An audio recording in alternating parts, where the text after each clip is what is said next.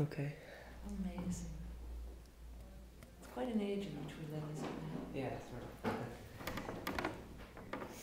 Actually, it's not even mine. I borrowed that from the library. It's cool. Um, so, why did you choose to live in Andersonville? Because it had everything we were hoping to when we started looking for a house. We wanted a single family home. We wanted to stay in the city. We wanted to be close to the lake. We wanted easy access to downtown. Convenience of public transportation. Brian also wanted to live in a more stable, more established neighborhood. Mm-hmm. And so this kind of had it all. When we started looking for a house, and this was 28 years ago, one of my coworkers had just moved up here, just moved up to Wayne. Mm-hmm. And he said, you gotta come take a look at the neighborhood, and we just fell in love with it. We thought it was absolutely perfect. It is very nice. I've actually been up here sometimes. I actually played baseball a little west of here, and then sometimes we would drive through here. There's only got some really nice houses and stuff. Yeah. What changes in the neighborhood have you experienced in your time? An incredible lot, and I'll leap ahead to point number 3, which is they have all been for the better. When we moved in here, there were pornographic bookstores on Brynmore. There were boarded up windows, abandoned buildings on Brynmore. There was a car dealership that burned down at the corner of Berwyn and Broadway. You didn't feel safe if you walked east of Broadway.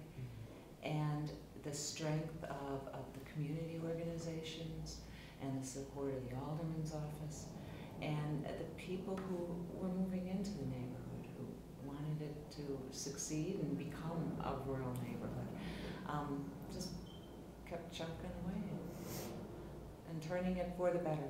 We've always had the strong support of the alderman's office, who has been extremely supportive. Both the 40th Ward, Marion Smith, which handles east of Clark Street, right, and O'Connor, Ward and 40th, has been extremely supportive of any of the initiatives the neighbors have taken to clean up and keep the neighborhood safe and to do the right things for the neighborhood, as well as of the commercial development along Foster and Broadway and Clark Street.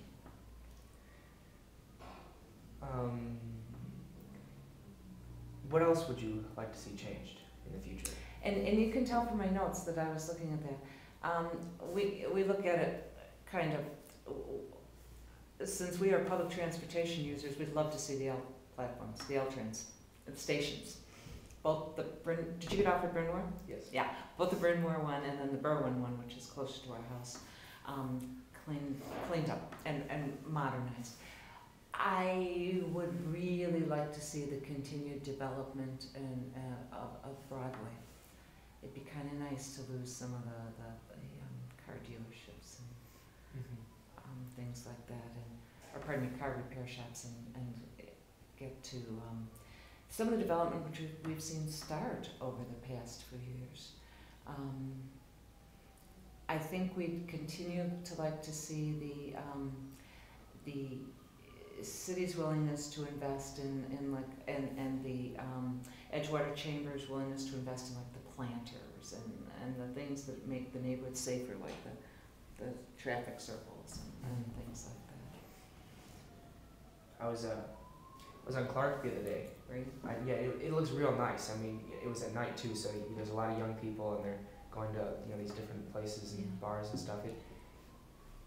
From what you say, it's cleaned up a lot. Oh, it has, incredibly. Clark was always had more of a business presence, even 30 years ago almost, than a lot more small businesses and things like that. Clark has, I think, much more of a neighborhood street type feel than Broadway does. And I think that the Chamber of Commerce there has done a wonderful job of attracting new businesses and keeping the businesses fresh and growing and things like that. Broadway's a little bit tougher from a development standpoint because it's 4 lanes. I suspect that the volume of traffic seems a lot more to me. Mm-hmm. You know, it's much more of a commercial street. And I don't know what feeling you got up on Clark Street, but There is a lot less traffic, it seems. Yeah.